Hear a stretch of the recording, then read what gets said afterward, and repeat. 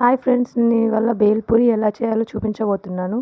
కొన్ని పేలాలు తీసుకోవాలి, అందులో సాల్ట్ ఇంకా చిల్లీ పౌడర్ వేసి మంచిగా మిక్స్ చేసుకొని పెట్టుకోవాలి. ఆ తర్వాత టమాటోస్, ఆనియన్స్ ఇంకా లెమన్స్ తీసుకొని పక్కన పెట్టుకోవాలి. ఆ మిక్చర్కి ఆనియన్ యాడ్ చేయాలి.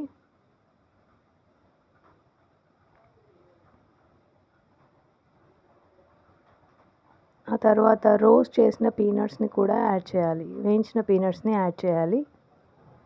వాటిని మంచిగా కలుపుకోవాలి.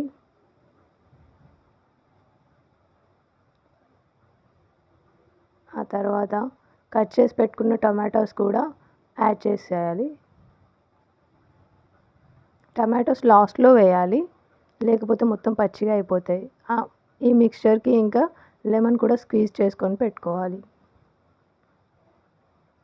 ఆ తర్వాత మొత్తం మిక్చర్ని